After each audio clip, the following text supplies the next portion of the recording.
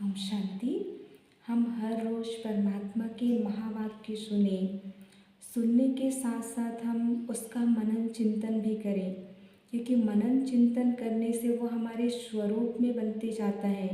क्योंकि आज हमारे जीवन में बहुत सारी बातें आती हैं, कई परिस्थितियाँ आती हैं जहाँ पर हम चाहे उन परिस्थितियों को दुखी होकर के सामना करें, शांत मन से सामना करें, स्थिर मन से सामना करें, वो हमारे ऊपर है।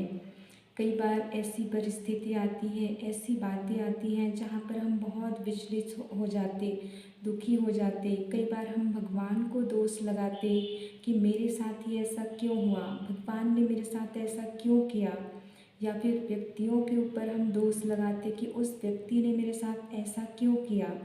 तो हमें ज्ञान के द्वारा एक समझ मिल जाती है कि हमारे साथ आज जो भी हो रहा है, चाहे अच्छा हो रहा है या फिर बुरा हो रहा है, वो हमारे पास्ट कर्मा का ही है। हमने ज़रूर पिछले जन्म में या फिर पहले कुछ न कुछ कार्मिक अकाउंट क्रिएट किया है, जिसका आज हमें अच्छा या फिर बुरा फल के रूप में मिल रहा है। तो ऐसी परिस्थितियों को, बातों को फेस करने के लिए ज्ञान से हमको शक्ति मिल जाती है। हमारी बुद्धि सागर के जैसे विशाल बनती जाती है।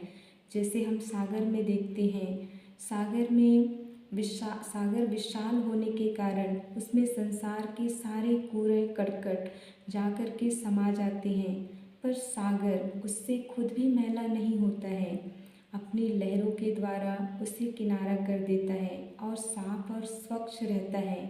तो हमारे जीवन में भी बहुत सारी बातें, बहुत सारी परिस्थितियाँ आती हैं, पर हमको अगर समझ मिल जाती है तो आत्मा शक्तिशाली बन जाती है और उन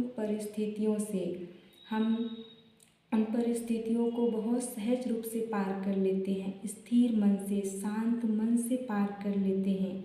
क्योंकि एक शक्तिशाली आत्मा जो होती है हर परिस्थिति में शांत होती है, स्थिर होती है और अपने समझ के द्वारा हर परिस्थिति को सहज रूप से पार कर लेती है।